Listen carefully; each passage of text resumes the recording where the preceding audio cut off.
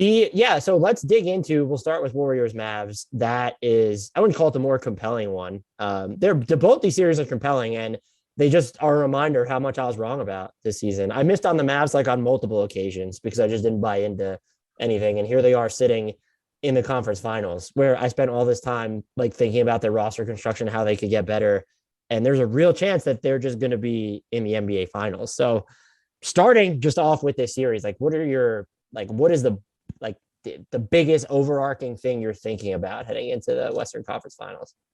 I mean, I think just taking it from the Warriors' perspective, it's what do you do with Luca? And I think I guess it's definitely a benefit, even though this is a different Warriors team than years past. But like they've seen, peak James Harden in series and beaten him. They've seen peak LeBron.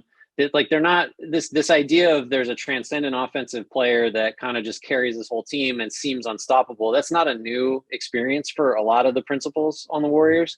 But the scary thing I think for them is that Luka just is sort of an evolved version of Harden because he's just, I mean, Harden wasn't, threatening triple doubles all the time. He was sort of a guy that you learn the basics of, keep your hands up, don't foul him, make him try to score. Luka, I think just, it's crazy to say, but Luka seems like a more complete offensive player than Harden was. And maybe that's doing, Certainly in peak Harden a elimination. disservice. What Certainly in he just, elimination games he does. yeah, in elimination games, it's just the guy just doesn't have bad games. It seems like when it matters, if you're trying to draw distinctions between Luka and Harden, that's a big one. But how they defend him, they can't. You can't trap him. You can't double him. He's going to hunt switches and try to just cook Curry or Poole or almost, or get a big out. Try to get Kevon Looney when he's in the game, which probably won't be that much. But that's the big. What do you do? What do you do with him? And how do you slow him down, or do you just let him get 50 and stay home on everybody else? I don't know. I think that's going to be the real kind of the pivot point of the series.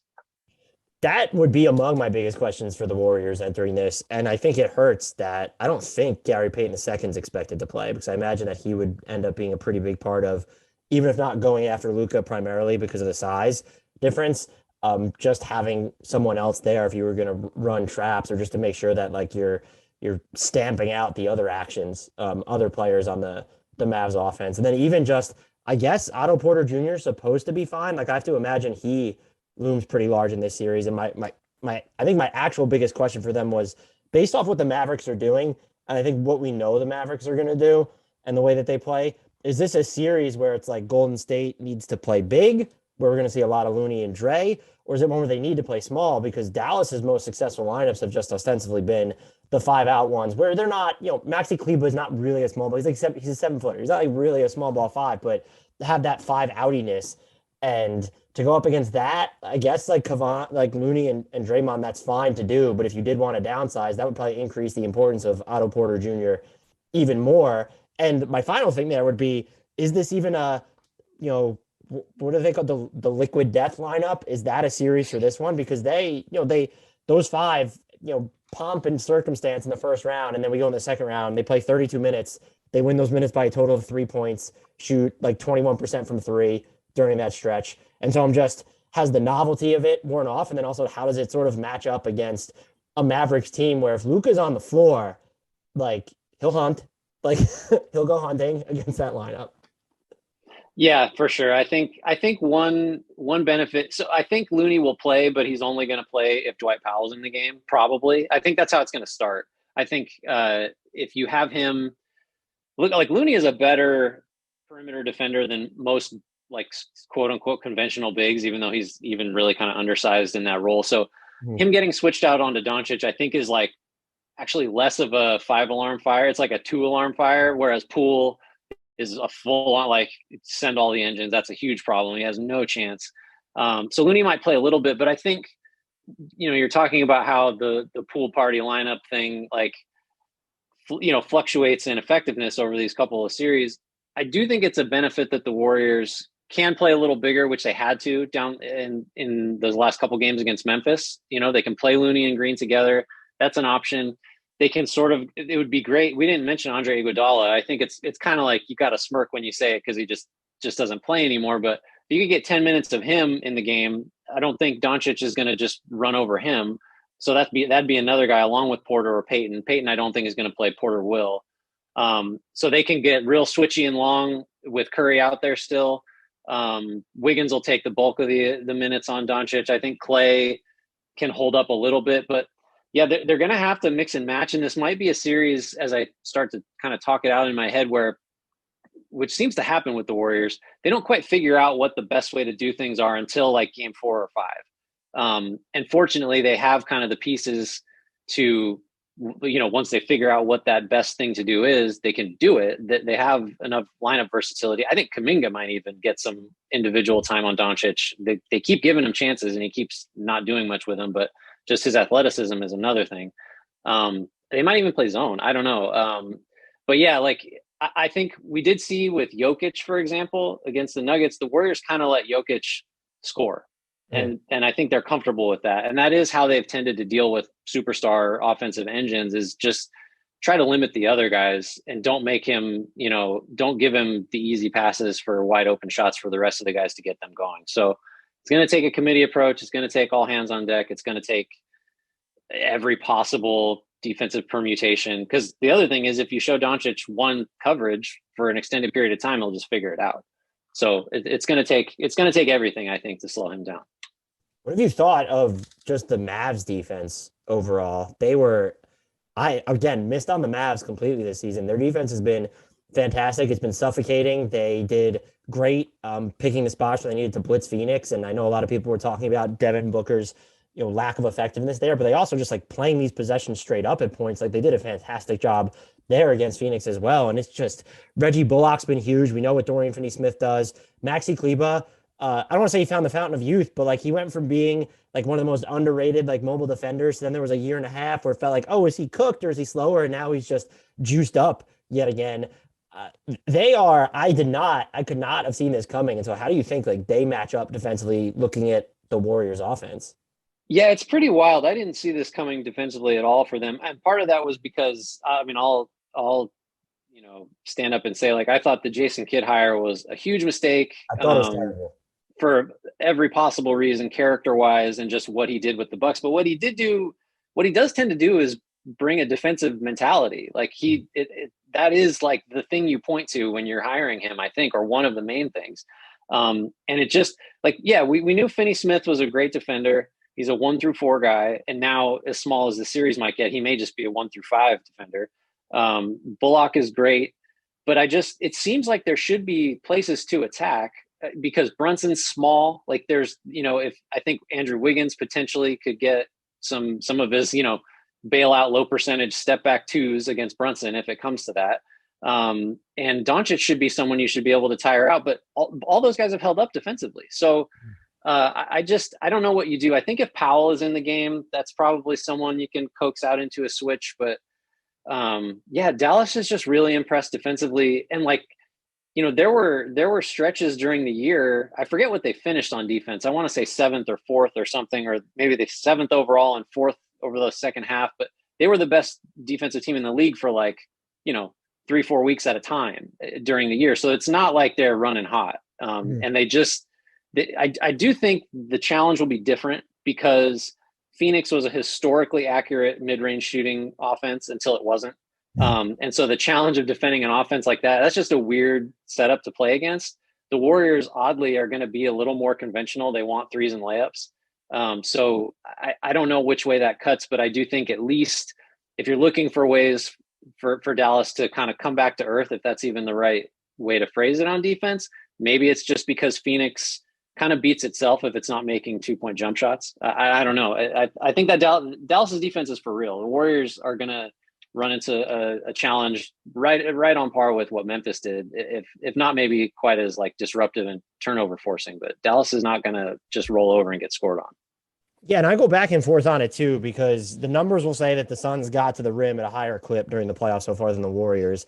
The Warriors seem like they are built to put more pressure on the rim, just where it's like if you're throwing CP3 was donezo at this point in the series. If you're throwing the kitchen sink at Devin Booker, asking Mikal Bridges or Cam Johnson or Jay Crowder be like, it's a lot different if that's Jordan Poole, or even if it's Klay Thompson, who not putting pressure on the rim, but someone who could still pull up. And then even Draymond's decision making going downhill. But then I'm juxtaposing that against the fact that Draymond has not really been good on offense. And like I looked earlier before we recorded this, I was looking at the numbers when Dre and Looney were playing together. Like the Warriors have a 117 offensive rating per clean glass, those two on the courts. Like they've been generating offense anyway. I feel like their armory is deeper of players who are going to be able to create when things bog down for Stephen Curry than it was for in Phoenix. When you looked at what happened to Chris Paul, what the Mavs were able to do to Devin Booker, particularly over those final two games. But then I'm also just like the Warriors have gotten off to slow starts. I was going to ask you what you make of just, you know, like Steph. Like if you, I was talking to you in messages, like you break down his usage rate by quarter, and it's almost like they ease him into the game, or he eases himself into the game before like really taking over in the fourth. That doesn't feel like it's going to fly against Dallas. Yeah, I think you brought up a great point about how Dallas might attack. So there was a game this year, I forget which of the four meetings it was, where the Mavericks trapped Curry, put two on the ball every time he touched it for the whole fourth quarter, and Curry didn't attempt a field goal in the fourth quarter. It was a game the Warriors won by a ton because Curry got off the ball, and a lot of it was Green on the short roll, and then it's 4-on-3. The Warriors have loved to play that style over the years. I would be really interested to see if Dallas goes to that, because that might be a way that Poole gets going. And I think Dallas will be very happy if the Grizzlies series Poole, by and large, is the one they get versus the Denver one. And I don't think you want to give him space to operate. Same with Draymond, same with Clay. So but they did it for a whole quarter. It might have been like a Jason Kidd, I know I'm going to meet these guys in the conference finals. I'm going to, not tip my hand on what I'm going to do. I doubt it. But that was a really interesting approach. And I think too, like, the Warriors do play a style offensively when they get played conventionally, where there's just relentless running around. And if you want to wear out Doncic, or if you want to start maybe trying to chip away at guys like Bullock and Finney-Smith that played a ton of minutes, have played so many minutes in these playoffs, I think that's a pretty taxing style to defend, even if you're switching, because there's just mentally, there's, screw ups just waiting to happen at every turn, trying to chase the Warriors shooters around. So it's going to be a challenge. Obviously, you should go without saying it's going to be a challenge for Dallas, but how they hold up sort of stamina wise and how much they throw at Curry, I think, are a couple of things I'll be keeping an eye on. Do you think and part of me feels like this is an oversimplification when people talk about the Warriors offense needing more like Steph centralism, because if you actually look at the data, I was surprised at actually how many pick and rolls they ran with Steph last series. At the same time, they're not, like you're mentioning, like trying to wear other guys out. If there are mismatches to exploit, the Warriors aren't necessarily a team that feels like they go after them. And so there is that level of me in it. Like, can't we, like, if you need to for stretches, like Steph should be more heliocentric. And it comes back to the fact where the Warriors peak might actually be the scariest still in the NBA. It's just how sustainable is it? Because when they're running roughshod and everything's working, it feels like it's happening in minutes long spurts. And featuring more of Steph feels like a way to kind of get you through I don't even want to call it the valleys, but like more of the median minutes that you're playing. And especially just against this team, if you're looking to maybe wear out one particular matchup, is it important to try and get after, to get into more of that? And then the final thing I'll say is, I think about this, I'm like, it really just doesn't fucking matter, because I don't think the Warriors are going to change how they've always played. Like, that's just been a criticism for how long? Yeah, I was exactly going to say that has been, when things have run bad for the Warriors, the number one criticism is just, well, just play high pick and roll with Steph and Draymond, and like that'll fix everything. And it does work, but I think Steve Kerr just doesn't. It's very clear, assuming Steve Kerr will be the head coach and not Mike Brown. Kerr hates that. He just doesn't like the type of setup where all the action originates one way, and it's basically Curry is going to get off the ball to Draymond. He's going to drive, he's going to pull up, or he's going to kick to a corner. And like, that's our offense. He doesn't want to play that way. He never has. I do think there are situations, and the Warriors know this, where like if Powell is in the game, for example, that's someone you probably just play high pick and roll against a little more. If it's Kleba, I don't know if there's a huge advantage into generating a switch or trying to play that way. I do think this is talk about oversimplification. I do think you just have to involve Doncic in as many actions as you possibly can. Because Now it seems very clear that the only way that he can be stopped is if he just gets tired. And even that narrative was a little sort of, I don't know, not reflective of what really happened in his prior playoff series in years past, because his numbers would always be awesome still. But I do think just, if you're going against a superstar, it's like rule one of the book. You just have to try to wear him down defensively and make him work. Everyone tries to do that to Curry. I just think that's when the high pick and roll and just the basic heliocentric stuff, I think, has to come into play a little bit. But they don't want to do it. That's really clear. Just like they're probably not even going to want to double him either. And if you want to wear Yeah. him out, you would think that they need to do one of, preferably both, but one of those two things. Although, to Doncic's credit, on the playoffs, the Mavs are scoring when he's double teamed as a team 1.37 points per possession when he is double teamed. That is absurdly good for anyone wondering what that means. I know it's so tempting to just right, because just stepping back, you would think like, well, if Doncic is this great, I mean, how bad could it really be to just make it so he's not the guy with the ball in his hands? Just put two on him, and like, that's just logically shouldn't that work? But as you say, the numbers do not suggest that that works. I'm really interested to see if the Warriors try it. But Doncic is so big and so adept at just like, manipulating the defense and finding the easiest pass there is for the cleanest look they're going to get, that, that might be the type of thing the Warriors try two or three times and they give up, two threes and a dunk and they scrap it. Because like, you would think you'd try that against Jokic. Jokic and Doncic are weirdly kind of similar. They require you to think kind of similarly in terms of how you're going to scheme against them defensively, because just getting the ball out of their hands doesn't seem to work because they want to pass anyway. So I don't know. I'm also curious to see how Golden State approaches this series, because Dallas isn't and part of that might be the way that they're playing right now and the personnel. They're also like, they're not the best rebounding team on the defensive boards right now. So if you're the Warriors, that might be sort of if you're trying to maybe dictate the style of play, like maybe leaning on Looney and Draymond that way.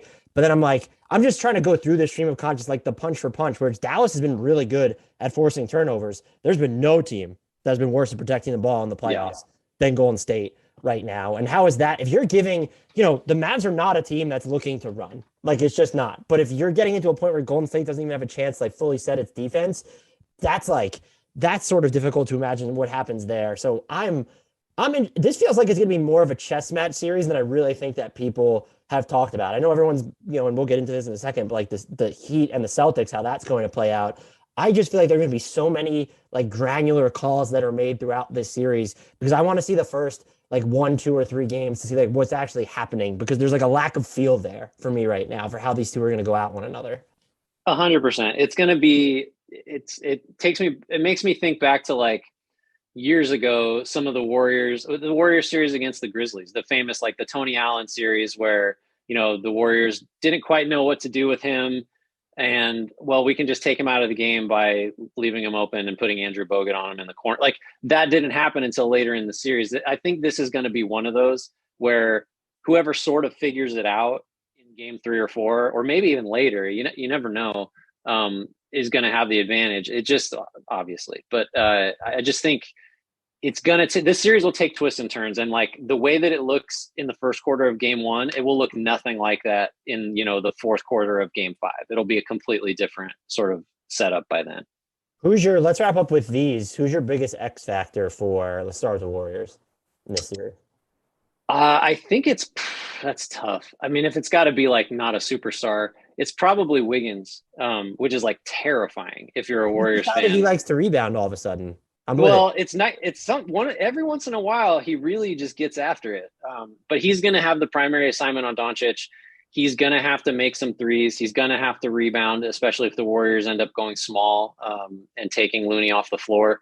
But I think he's a real swing guy. And like, saying that, there will be 2 games in this series where he is a 0. Like, it's just, you just price that in, and you hope you get 4 or 5 where he's, the best defensive player on the floor and he scores, 18 points on 10 shots or something.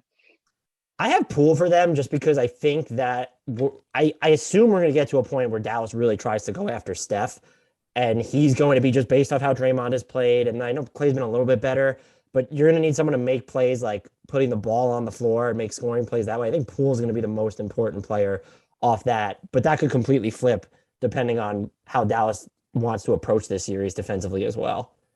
Yeah. I think one thing to watch real quick, just with the Poole stuff, he could have a monster series if this does become a 5-out kind of thing on both ends, because he couldn't get much going against the Grizzlies because Steven Adams and Jaren Jackson were in there. And it's just like, congratulations, you beat D'Anthony Melton. There's 2 7-footers waiting. And Poole, as skilled as he is as a finisher, he just doesn't have the size or the vert to like finish over 2 huge contests. So if the Mavericks space it out, which is their best offensive configuration, maybe that does get Poole going. Who's your X factor for the Mavericks? Oh, that's a good question. It might just be Kleba. I think I'm going to say Kleba, because if he's able to really keep the Warriors from staying big and just takes that option off the table and makes, 4 or 5 threes a game, and still doesn't give away a ton defensively, that limits some of the Warriors' options. It tilts the rebounding battle towards Dallas. If you take Looney off the floor, I mean.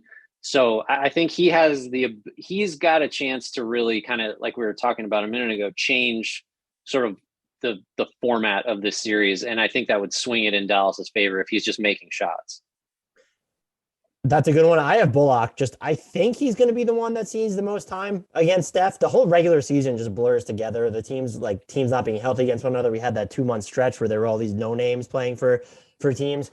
I assume he's going to be, I'm sure we'll see Dorian Finney-Smith. I'm sure we'll see others, but he's going to be like the primary first guy, I feel like, on Steph.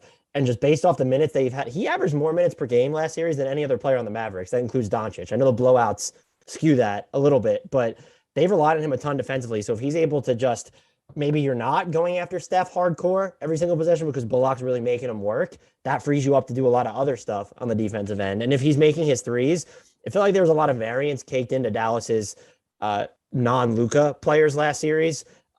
And so he's just, I think you could say this about anybody though, like Kleba, or if it's Dorian Finney-Smith hitting his threes, are we getting a good Spencer Dinwiddie game? Jalen Brunson's been up and down since the Jazz series as well. Yeah, it really does come down to how many threes Dallas's role players make. I mean, that might be the simple, like if you had to pick a statistic to determine the series, that might be it, just because it's going to be Luka passing to those guys. And if they make them, Dallas is hard to beat. If they don't, then Dallas doesn't have enough. With all that said, what's your pick? I'm going to say Warriors in 7. I think home court matters. And I just have faith that the Warriors have seen enough of like this type of superstar at this stage of the playoffs that they're kind of uniquely, at least experience wise, equipped to handle Doncic. But I think Luka is so undeniably great that it's really scary. I couldn't pick less than 7 just in deference to how good Luka has been. I'm the same with Warriors in 7, and part of the reason why I've been burned by the Mavericks too many times to doubt them now. And also the Warriors haven't exactly incited confidence. After that Game 5 victory over Memphis, where everyone was like, oh, it feels like or what was it, Game 4? Whatever the victory was, where Memphis didn't have, like, Ja wasn't at full strength. The Warriors had to come from behind to win. I was like, I guess it's fine that they can do that. This feels like it'll eventually catch up with them against a healthier team, a better team. That could be Dallas. I feel like the series will just wind up going longer based off that. The Warriors just slow starts. So yeah, and then Luka, just the greatness of Luka, and then the support. Look, the supporting cast has been fantastic defensively, and it feels like they have enough. I don't want to call them stabs in the dark, but options where it's Spencer Dinwiddie, Brunson, or Bullock, Finney-Smith, and Kleba, like all raining threes. Like there's just enough. There's enough options to where like maybe 1 or 2 of those guys at least will go off every single game.